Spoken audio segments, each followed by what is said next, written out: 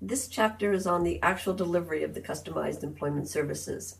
My name is Janet Haino, and I will provide most of the commentary for this chapter, but I will be ably assisted by Barb Penner, the Employment Initiative Coordinator at CLSBC, and a number of our service providers, Linda Delpart and Hope Taylor from Polaris Employment Services, Barb Gertson from Delta Community Living Services, and Tina Fabro from Community Link in Ladysmith.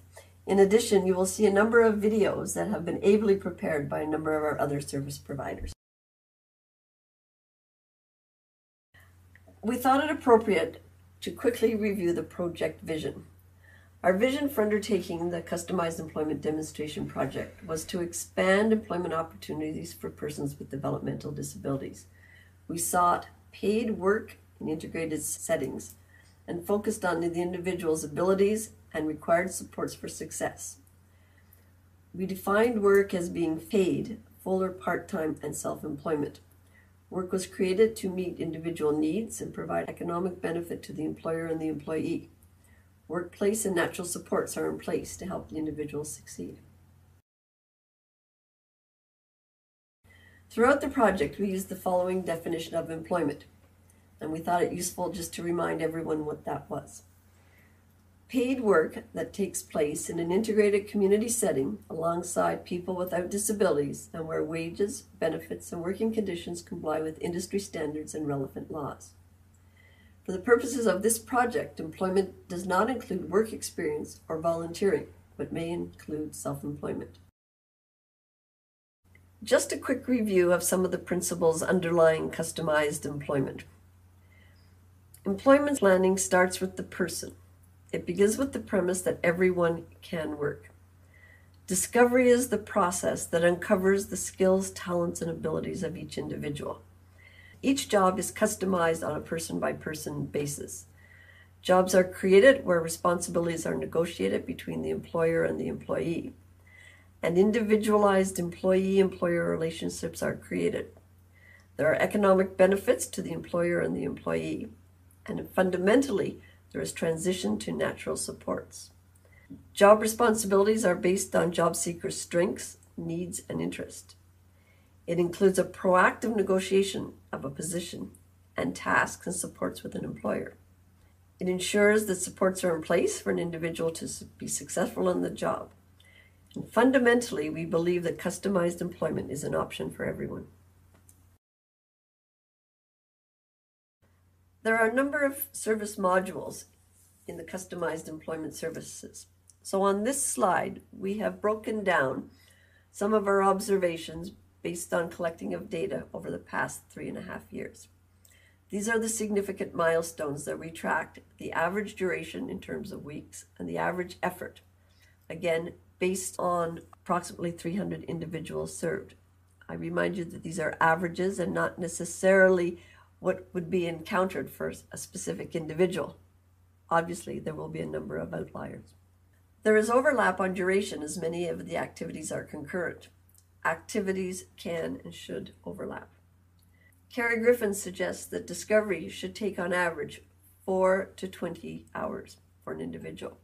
With 3 years of learnings, we are right on target, with our average discovery taking approximately 22 hours and lasting a period of approximately 8 weeks. Some were much longer. We had one discovery in the early stages lasting 50 hours, but as we got better and more comfortable with the process, 22 hours appears to be about right for discovery. Many of the tasks, such as vocational profile, plan for employment, and some job retention strategies are occurring during the discovery stages and are often happening concurrently. In addition, job retention strategies may also occur throughout our service continuum. In total, our lapse time to secure employment is approximately 44 weeks, compared to an estimate given to us by Carrie Griffin of up to approximately 20 weeks. Our time may be skewed slightly due to the nature of the clients served, in particular youth, who we worked with in the early stages. We did not necessarily provide services in a concentrated manner, but rather little and often over a period of time. We have since learned that focused and concentrated effort is a much better way to approach customized employment services. These hours do not include indirect supports and/or administration. Over time, we have seen a gradual decrease in the hours spent as we became more familiar with the individual modules and the process of customized employment. Supports here are noted over a period of approximately 36 weeks. We believe, based on our observations, that supports, once a job is stabilized, are approximately 1 hour per week. Janet, as we talk about this, can you talk a little bit about the job retention strategies and what you included in those strategies? These strategies were ongoing. They started primarily in the discovery process and carried through over job development. And this was a recognition of certain aspects that needed to be in place to ensure that the job was right and that the individual could retain that job. So, for example, we may have looked at transportation and what kind of transportation needed to be in place to make the job a viable option. We looked at the work environment. We looked at possibly what kind of social skills or personal skills that may be required in order to ensure a commitment to employment. They were different for every individual, and so this is a rough estimate of the hours that were involved. On the next few slides, we will discuss some of the successful practices for each milestone. It is less about the details on the how-to and more about the observations on the doing. Going back to the previous slide, we noted that intake lasts approximately 2 weeks and requires approximately 3 hours of effort on the part of the service provider. This is the opportunity to introduce a service provider and a job seeker. It's the opportunity to begin the conversations. It is the opportunity where we can discuss customized employment, reminding participants that customized employment is not a program. It is a tool to reach employment goals. It is an opportunity to determine the best approach to meet individual employment goals. The focus is on determining if this is the right tool, as we've come to realize that not everyone needs customized employment. It may require multiple meetings, often with the individual's family and/or support network. It is an opportunity again to start the rapport with families. We believe that the sooner that families and support networks are engaged, the more beneficial the process will be for everyone. Discovery is the cornerstone of customized employment. It is a tool. I think this slide says everything about discovery, whereas the real voyage of discovery consists not of seeing new landscapes, but in having new eyes. And that is what discovery under the customized employment model is all about. It is the heart of customized employment. It is the roadmap for answering the questions. Who is this person in terms of employment? The skills are there. Discovery is simply the process to find them. In summary, discovery is a way to identify the new contributions offered by those who might not otherwise compete as well as others in a competitive job market. In the discovery process, we get to know people in settings where they are most who they are. Discovery is the foundation of employment planning that seeks to customize outcome. Discovery is compatible with self-determination and choice for the individual. Discovery is all about getting to know people or helping them to get to know themselves before we help them plan their journey to employment. In discovery, we spend time with participants instead of testing or evaluating them as a means of finding out who they are and what their strengths, their skills, and what their talents are. It is a way to find out what is the best that each individual has to offer. It has been said that discovery is a common sense strategy to determining complexities and preferences. And to sum it up, it is about the whole person. Discovery can be used for almost any individual. On the next few slides, you will hear from our service providers and their views and observations as to why discovery works and why it works so well.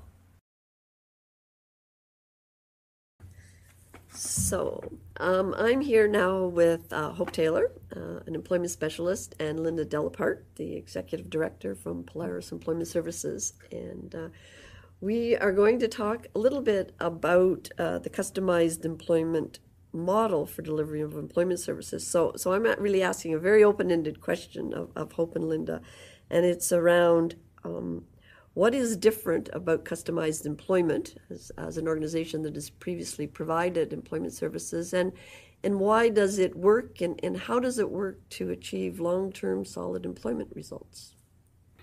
I think it's taking more of a family member said, taking the time to learn about what my son really likes to do. It doesn't happen in an office. It happens in the discovery phase, which can be in very many different environments. And you learn something different about individuals. And I think Polaris benefited from having an opportunity to work with a couple of young people that we had worked with in the supported employment model and not been completely successful.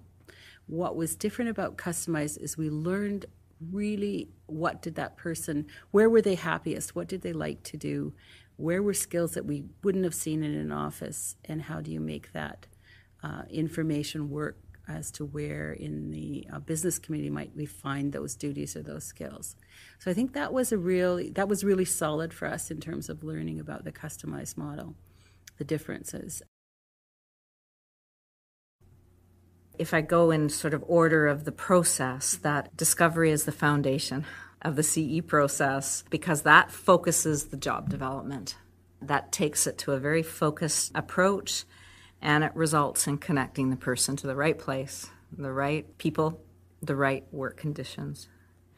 Another strength, I think, for CE is that it removes those systemic barriers to employment. And it does that by creating unique job matches that hadn't previously existed in a competitive job market. Those jobs weren't there and didn't exist before we made contact with the business. Again, removing those systemic barriers in a competitive job market where people were supporting often weren't successful. And I think just building that community capacity and as a strength of CE, and as it builds that capacity through the facilitation and natural supports in each business. And those supports have a lot of influence and a lot of contacts in their lives, and it spirals out. Here are a couple of the successful practices for discovery. Engage the family and social network and support network early and often. Throughout discovery, be flexible but have a clear plan. Figure out the timing, who, what, where, and when. It is very important that discovery is done on a concentrated basis. We found that a 4 to 12 week period is ideal, maybe as short as 2 to 3 weeks, and that the average of 20 to 25 hours seems to be about right. Be intentional and intensive. Meet as often as possible, at least once a week. Again, our experience has shown that discovery works best when the momentum is kept going. Discovery is not done in your office. Off-site meetings are conducted. Observations are in an individual's home, perhaps a social setting, activities they like to do, or situations where you can observe skills, talents, and abilities. Observe activities. It's very important to observe as opposed to interview. In discovery, we validate what we have heard. Some of the other successful practices in discovery: use informational interviews and tours of employers' premises. We found that these work the best if you bring the job seeker with you. We have suggested, and service providers have used, work experiences, but these are work experiences with conditions, and those conditions would include short-term, time-limited, a written plan, expectations and objectives, regular meetings with the employers, and really understanding what is expected to come from the work experience. What are you trying to learn? What are you trying to observe? What are you trying to discover about the individual? Janet, I think basically those work experiences need to meet the requirements for the employment labor standards, correct? That's right, yes. Yeah. So in discovery, we are thinking skills and interests, not job descriptions. At the end of discovery, most of our service providers have produced a photo profile. This photo profile is skills-based. Shortly you will hear how successful this has been, as a number of our service providers will discuss their experiences with using photo profiles to meet with employers.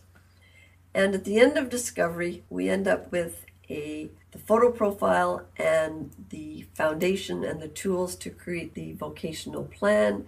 And we've concluded, and best research would suggest, that 3 themes are ideal. So Janet, can you talk a little bit about themes? Themes are high-level ideas. They are not job descriptions. They are perhaps working environments. They are concepts. We'll talk a little bit more about themes under employment plan, but think in terms of things like music, transportation, outdoors. Those would be employment themes that we would then try to match skills and abilities with. What to avoid when you're doing discovery? I've said this once before and I'll say it again. Avoid thinking in terms of job descriptions. We are thinking skills, talents. We're thinking themes. It's easy to think of job developing while doing discovery. That's not what discovery is about. Discovery is all about getting to know the person. Don't assume when you're doing discovery that you already know the information. Don't take at face value what you hear. Again, it's about observing and validating statements. Don't ask an individual, what do you want to do for work? That is part of what the discovery process is all about. And particularly, don't think in terms of dream jobs. At this point, discovery is all about getting to know the individual. Don't jump to conclusions. What we are trying to do with discovery is really determine who this individual is and provide the building blocks to create that all-important profile and vocational plan. I think, Janet, one of the big things about discovery too is making sure that we're not doing that unintentional validation where people start talking about something and you as a staff person come along and say, oh yeah, I remember when I went to Disneyland and you know, these things were exciting for me, and we end up, you know, having a discussion about the support worker's interest as opposed to the individuals. I think one of the key skills around discovery is just being able to ask some really key questions and then basically sit on your hands and be quiet, and put on your listening ears. How true. We'll now hear from a number of service providers on how they have adapted the use of the photo profile and their views on how successful it is in creating job opportunities. I think the other area for myself as a supervisor was looking at the approach of a photo profile rather than a resume, and the reaction for employers engaging differently by seeing the person as a person and not necessarily fitting just for their usual type of duties, but carving out or negotiating duties for that person became much easier. And we have always done job carving, but I think the negotiating piece changes with the picture portfolio approach and an interest in getting to know that person rather than doing a typical job interview and following the steps of employment. So I think that was an aha moment for me anyway as a supervisor. I think the picture portfolio makes all the difference in the world, as Linda said. I know I'd been working with an employer and developing a relationship with this employer over the last few years, just checking in on him from time to time to see, you know, if there was anything available, and there never was. And then a few weeks back, I brought in a picture profile of a young man who wanted some part-time work, and the manager was very excited about the picture profile and noticed that this individual had quite a bit of success with Special Olympics on the international level, and it turned out that he was very involved with Special Olympics as well with fundraising, and offered him the job on the spot. It's a very, very good fit, and I think that was one of my aha moments, is when someone can see that profile. It's so clearly laid out in just a few words, really, in a picture about what that person's passions are and how that can relate to the job. I think that that is one of the main differences in customized employment is finding out in discovery where the passion is, and then being able to go to the employer and saying, this person has a passion for something that will work in your environment. And I think that building those relationships with the candidate and with the employer is what leads to long-term job retention as well. And I think one of my aha moments was when this young man, I dropped him off after the job interview, and he had gotten the job, and he said, "I'm just a really happy guy now." That kind of chokes me up still. But that was one of my aha moments, was knowing and learning every day the difference that meaningful employment makes in someone's life. The other really effective tool that we used as well was a portfolio with pictures of the person engaging in different work tasks or recreation activities sometimes, if that was of benefit, and outlining through pictures what a person could contribute to their business. So that could help an employer visualize how that person might work and contribute to their organization and their business.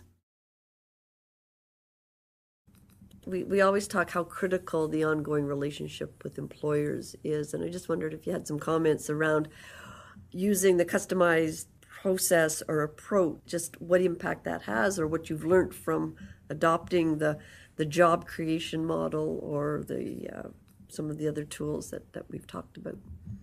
Probably one of the tools we didn't talk about was the whole concept of developing natural supports, and the staff member starting that process early on with the photo portfolio. Employers seem to engage differently in ownership of that individual or that new employee in a way that I think builds for long-term success and the willingness to support people who may need additional supervision or additional prompts or additional accommodations to make the job successful. That seems to happen more willingly in the process with photo portfolio and the negotiation around the skills that we think and the duties we think will fit well for the firm and for the person. So I see we do job coach in the customized employment, but I think it's a slightly different relationship, and maybe we're also asking more of the employer to offer solutions if things need to be changed or improved. What would you do in this situation? We're asking the employer. For any other employee, how is this the same or different? But I think the starting point from the negotiation means this isn't just any employee, this is an employee you're making a commitment to. Mm-hmm. And that seems to be an unspoken situation that still results in a more long-term job match.